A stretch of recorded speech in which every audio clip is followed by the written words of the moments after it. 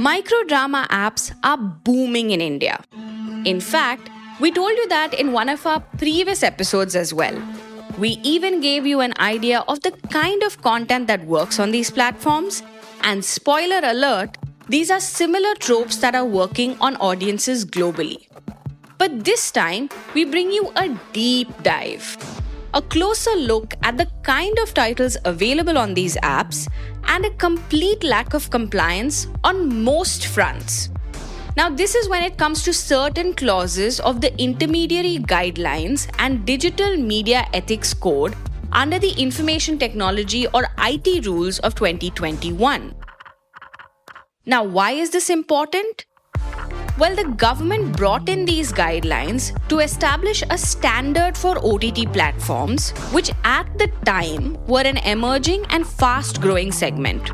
Now, let me be clear that this does not mean that these guidelines only apply for OTT platforms. In fact, the guidelines state that they apply to, and I quote, publishers of online curated content. Who are these publishers? The definition is very clear. It means a publisher who performs a significant role in determining the online curated content being made available on their platform. Now, with microdrama apps, they too choose the titles that are part of their content library. So whether a show is 2 minutes or 2 hours, if it's available on their platform, they have to adhere to the guidelines. So what exactly are microdrama apps violating? What is the kind of content available on these platforms? What are the concerns surrounding the lack of compliance when it comes to age gating? Is there a content rating system in place? Is the grievance redressal mechanism adequate? Is hurting the business case a good defense for not complying? Are there parental controls on these apps? We delve into all of this and more as we speak to Malika Noorani of Parinam Law Associates and bring you an inside view of the working of these apps. It's Thursday, December 18th. I'm your host, Diya Rekhi, and you are listening to The Morning Brief from The Economic Times.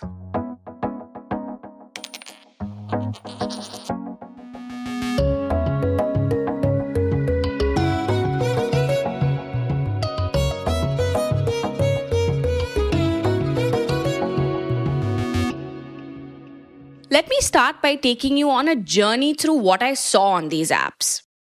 I logged in, much like any other user, hoping to understand the hype around these apps and get some entertainment. I quickly noticed that some of these apps had a lot of sexually explicit content, which explored themes like age gap romances or step-sibling romances or infidelity. Now, I should let you know that these themes are also explored on international microdrama platforms, forbidden romances and all of that. But here's where it gets murky for a lot of Indian players. They have no system in place for content ratings, and neither do they have a robust age verification system, which potentially exposes minors to mature themes, violence, and drug use. A review of these apps last week also showed that none of them had a dedicated children's category or parental controls as mandated by the guidelines. Now, this becomes especially important given the sexual content available. Furthermore, there's a frequent absence of disclaimers as required under the Cigarettes and Other Tobacco Products Act or COTPA. ShareChat owned Quick TV, for instance, had titles like Too Hotty Main Naughty and Dirty Secret listed under an adult romance category. Now, episodes here began with no warnings or age ratings. Quick TV, however, displays fine print while you're signing up, and I quote, "By proceeding, you confirm that you're 18 years of age or above and accept the terms of use and privacy policy." End quote. But is that enough? We will find out. Kuku TV has titles like Oops, My Husband is a Mafia Boss, and Pocket TV has Gambler, where gangsters and gamblers alike are shown smoking without any disclaimers on screen. Now, under the COTPA rules, all content on online curated platforms need to have health spots, audiovisual disclaimers, and static tobacco warnings on screen when consumption is depicted. Kuku TV too has no age verification in place. But like Quick TV, those signing up for its service pledge that they are 18 years and above when they agree to the terms and conditions. Another player, Pocket TV, does not allow users to set up an account unless they confirm that they are over 13 years of age. This is curious because while 13 is considered the minimum age for independent use in several states in the US, in India it's clearly 18. Another large player, Story TV, takes this one step ahead and clearly states in its terms and conditions that a user must be at least 5 years old to use the app. 5 years old. For an app that has titles like Baap, Beta or Mafia, Don't Touch My Wife, Husband's Brother is My Lover. You get the drift. Again, there were absolutely no ratings or disclaimers on Story TV. We also found that even many of the overseas apps don't have age verification or content ratings. Flick TV was among the few platforms that had a content rating system in place, which showed up as UA16+, right at the beginning of the shows. But the app had minimal measures in place when it came to accessibility, which, by the way, is another key tenet of the guidelines. Their original shows did not have closed captioning, subtitles, or audio descriptions, all of which are mentioned in the guidelines. It was only some of their foreign shows which had subtitles. Now, as per the guidelines, access services means any measure through which the accessibility of online curated content may be improved for persons with disabilities. But instead of me telling you more about the guidelines, I spoke to Legal Eagle Malika Noorani, and here's what she had to say. These micro dramas, are they governed by the same guidelines that OTT apps or OTT platforms are governed by? Yes, absolutely. The intermediary guidelines, which basically are the framework within which OTT platforms operate, also apply to microdramas. This is because microdrama platforms fall under the publishers of online curated content. So while Indian law doesn't recognize microdrama platforms per se as a separate category, so when you think about microdrama platforms, rather than looking at the format and the duration of the content, you need to look at the function. So whether your content is 35 episodes of 6 minutes, the rules would apply. And I think that's an important distinction because, some of the people I was speaking to were saying things like, it's 2 minutes, it's not a 2-hour film or a 3-hour film or anything. So 2 minutes or 2 hours, it doesn't matter, right? Absolutely. This is regulating the content, the format in which it appears, the duration.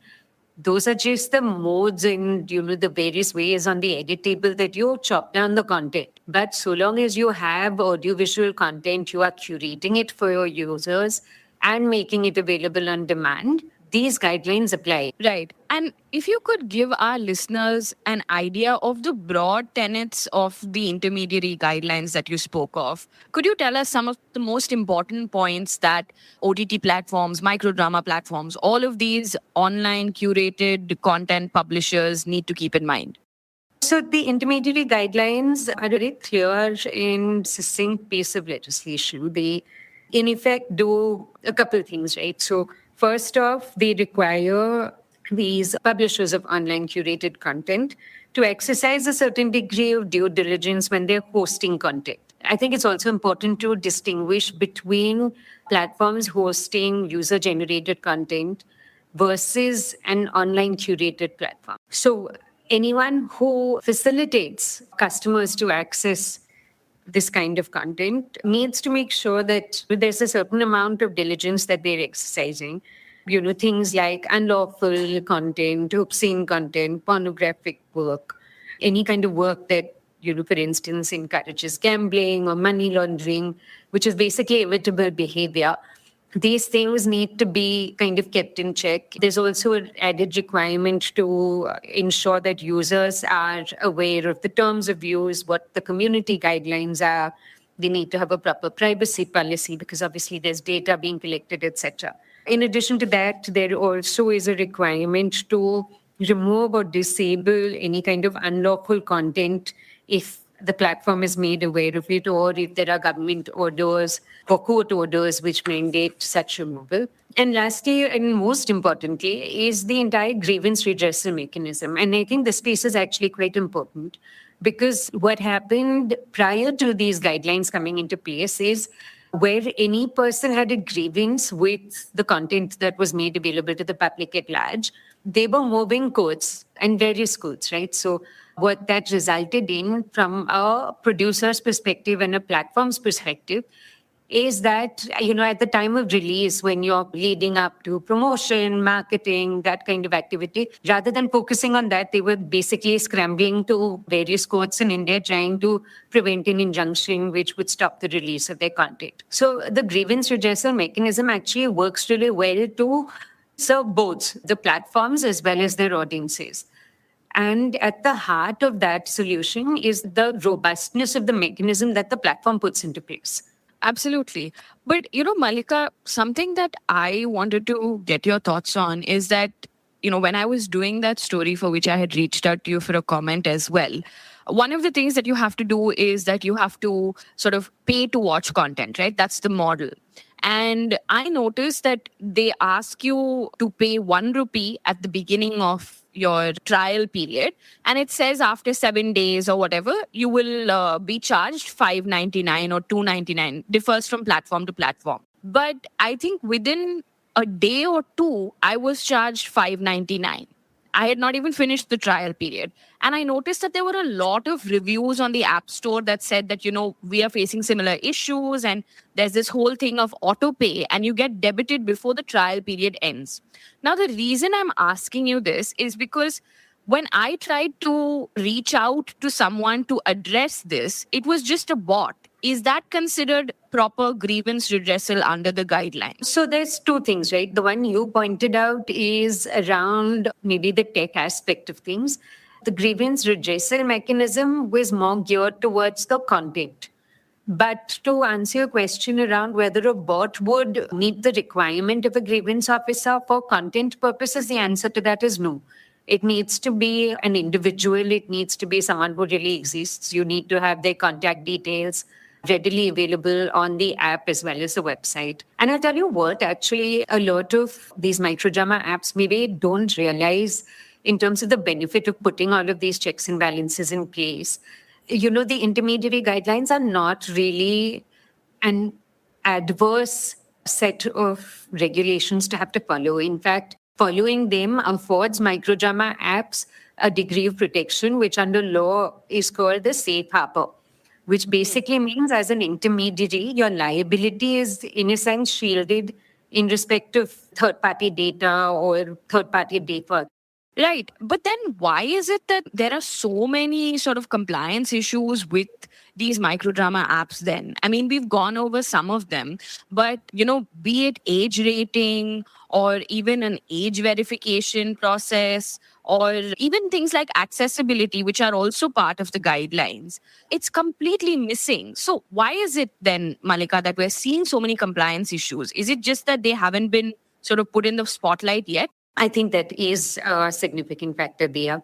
In fact, microdramas have evolved in a sort of a regulatory blind spot, right? They often borrow practices from social media platforms rather than OTT platforms. But what has happened lately is we've really seen the business scale. Monetization happens at another level. There is marketing, promotional spends, and things like that. And so accordingly, now the risk profile has also changed. There's more skin in the game, there's more money on the table, there's more to lose consequently. And once your content starts resembling structured entertainment rather than casual user-generated content, the regulatory scrutiny will follow suit. And merely because there has been an absence of enforcement up to now does not mean it's an exemption. But, another aspect that I wanted to get your thoughts on was this business case that you briefly touched upon, right? Some people I was speaking to were saying that, these guidelines, if we start implementing them, then it kind of hurts our business case because, there's a disclaimer at the beginning and in between and whatever else. So it sort of doesn't draw the user in because they want content from the get-go.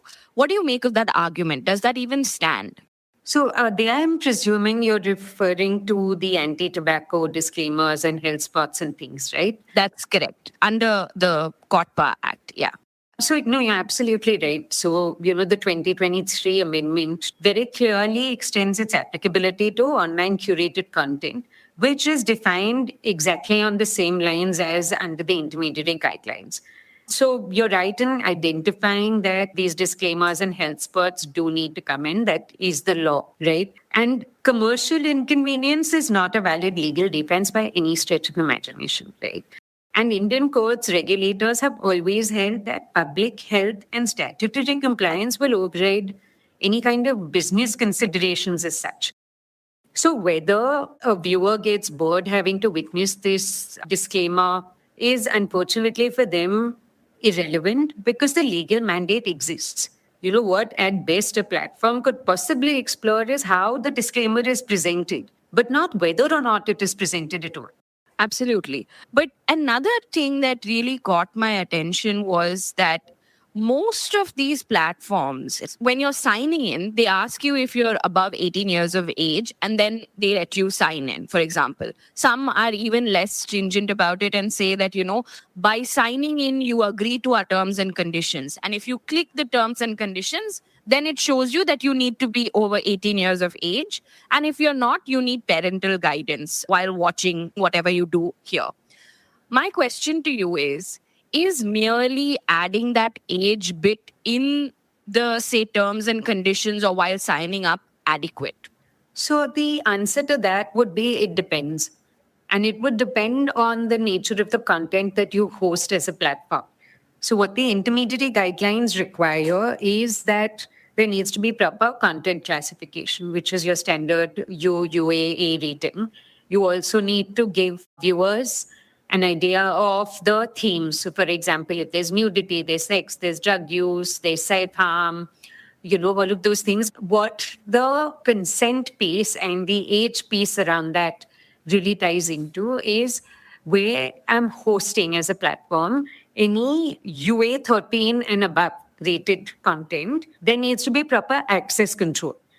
Given an example of, say, parental locks, say a password to enter any kind of a user profile that hosts or shows UA 13 plus material.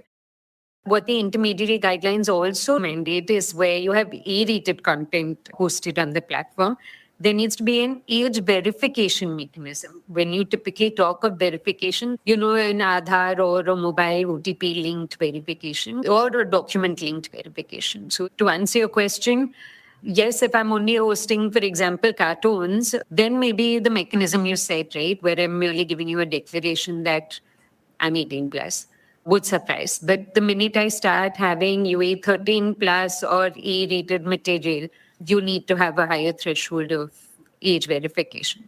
Sure. And another thing that I noticed that a lot of platforms do have, not microdrama platforms, but say OTT platforms have implemented, is having a children's section, right? Is that mandated or is that just a good to have?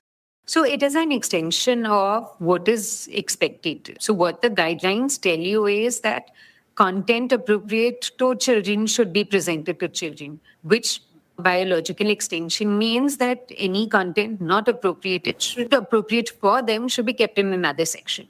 How the platform goes about doing that is up to them. The mechanism that seems to be the most prevalent in this industry is creating these user profiles, which then serve two functions. One, obviously, they provide age-appropriate material, but then they also track user patterns, etc. So to answer your question, it's not strictly mandated to be done in that manner, but yes, it serves a purpose which is required under law. And another aspect that, we'd love to hear your thoughts on is what really is considered, say, obscene or explicit material and so on. Because I know these are broad definitions, but in the context of, say, a microdrama app, which is, say, following all the rules that we've spoken about, right? Or we followed all the guidelines that we've spoken about. If someone has to take offense to something and want some content taken down, what would really apply and what would be considered obscene or explicit? Sure. So to address this very nature of subjectivity, right, the intermediary guidelines require a grievance officer who is of certain seniority and maturity to be appointed. the law and courts in India have, over the years, through jurisprudence, expressed what is considered to be obscene or what is considered to be pornographic. And the grievance officer presumably would rely on those for guidance to determine whether or not something is obscene or pornographic or whatnot.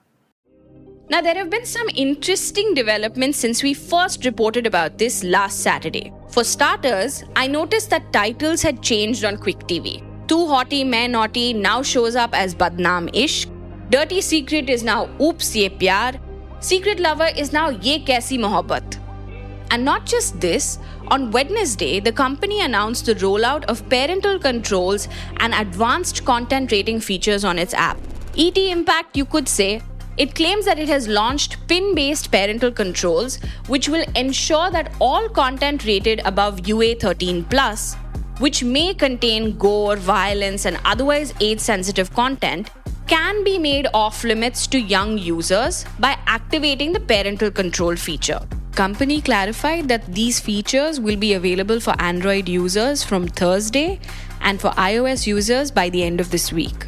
In a statement to the media, Ankush Sachdeva, co-founder and CEO of ShareChat, said, and I quote, "As microdramas increasingly mirror mainstream content narratives in theme and intensity, the need for clearer classification, age-appropriate access, and platform accountability have become paramount. Being pioneers in this segment, Quick TV will continue to work towards compliance measures that ensure safer access to content for relevant audiences." End quote. Ankush went on to say that the short and vertical format of content needs to develop dynamic disclaimers owing to the nature of its format, allowing the digital entertainment ecosystem in India to grow in a structured and sustainable way. So far, microdrama apps have not really been in the limelight. But much like OTTs, as these platforms gain traction, it's only a matter of time before the government cracks the whip. We'll be there every step of the way, and we'll bring you all that's happening in this emerging space, so stay tuned. Queries sent to Quick TV, Kuku TV, Pocket TV, Flick TV, and Story TV remain unanswered as of recording time Wednesday. Thank you so much, Malika. It's Thursday, December 18th. I'm your host, Diya Rekhi, and you were listening to The Morning Brief from The Economic Times. This episode was produced by Anirban Chaudhary and Vinay Joshi, sound designed by Rajas Nayak. A new episode of The Morning Brief drops every Tuesday, Thursday, and Friday, wherever you get your podcasts.